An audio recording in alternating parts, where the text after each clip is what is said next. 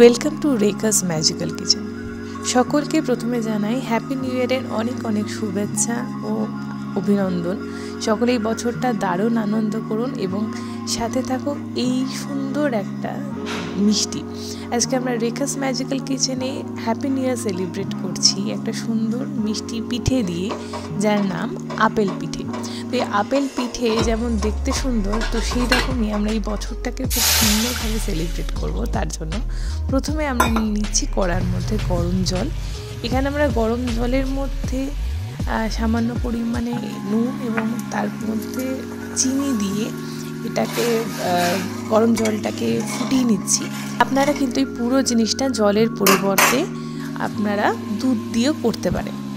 তার মধ্যে আমরা দিয়ে দিচ্ছি চালের গুঁড়ো এবং চালের গুঁড়োর সাথে সামান্য পরিমাণে একটুখানি ময়দা মিশিয়ে এটাকে একটা ডো ফর্ম করে নিতে হবে। যেইভাবে আমরা পুলি পিঠে বানিয়ে থাকি সেম প্রসেসে চালের গুঁড়ো এবং ময়দা দিয়ে ডোটা বানিয়ে সেটাকে রেস্ট করতে দিতে হবে বেশ কিছুক্ষণ ঢাকা দিয়ে।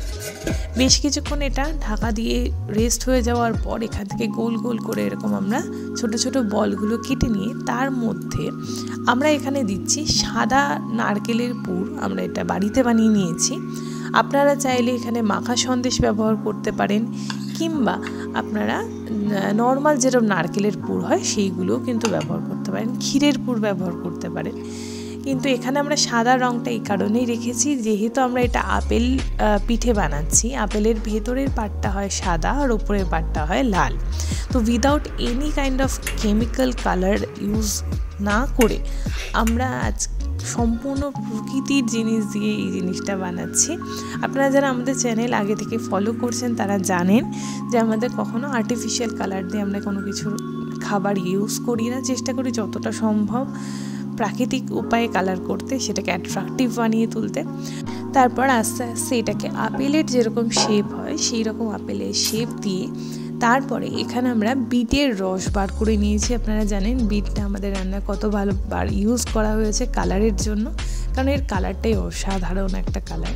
তো বিটের রস করে এরপরে আমরা এটাকে এইভাবে ব্রাশের সাহায্যে একটা সুন্দর করে কালার করে নিচ্ছি। তো বেসিক্যালি আপনারা অনেকে হয়তো বলবেন যে তাহলে আমরা এটা পুরো জিনিসটাকেই বিট দিয়ে মেখে নিলেও হতো, বাট তাহলে কিন্তু ওই আপেলের এফেক্টটা, আপেলের যেরকম খোসার যে এফেক্টটা থাকে সেই জিনিসটা কিন্তু আসতো না। আর একটা লবঙ্গ দিয়ে আমরা একটা আপেলের গোটা এবং তার সাথে সাথে একটা পাতা দিয়ে আমরা সাজিয়ে নিয়েছি আপেলটাকে। তো এইভাবে আমরা আপেলগুলো বানিয়ে নেব। বানিয়ে নিয়ে এটাকে আমরা স্টিম করব। তো বেসিক্যালি অনেক সময় কিন্তু স্টিম করলে কালার চেঞ্জ হয়ে যেতে পারে, বাট এইভাবে কিছুক্ষণ বানিয়ে এটাকে আগে রেখে দিয়ে তারপর যদি আপনারা স্টিম করেন তাহলে কিন্তু কালারটা ইনট্যাক্ট থাকে, বরং আরও সুন্দর হয়ে ওঠে। তো আমরা স্টিমার বসিয়ে দিয়েছি, বসিয়ে তার মধ্যে আমাদের এই সুন্দর সুন্দর পুচকে পুচকে আপেলগুলোকে আমরা বসিয়ে জাস্ট মোটামুটি অলমোস্ট 10 মিনিটও টাইম লাগবে না, আমাদের কিন্তু আপেল পিঠে রেডি হয়ে যাবে। তো নতুন বছরে অবশ্যই ট্রাই করবেন, আমাকে জানাবেন আপনাদের কেমন লাগলো এই সুন্দর মিষ্টি দেখতে ছোট্ট ছোট্ট কাশ্মীরি আপেল।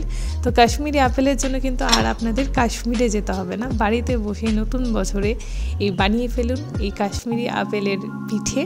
আর আমাকে জানান আপনাদের কেমন লাগলো ভিডিওটি। পছন্দ হলে লাইক করতে ভুলবেন না, শেয়ার করবেন আপনার আত্মীয় পরিজন বন্ধুবান্ধব সকলের সাথে।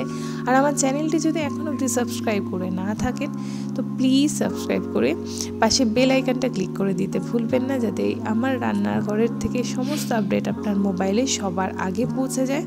সকলে সুস্থ থাকবেন, ভালো থাকবেন, জমিয়ে নতুন বছর এনজয় করুক, সমস্ত ইচ্ছে পূরণ হোক। আজকের মতন এই পর্যন্তই, নমস্কার।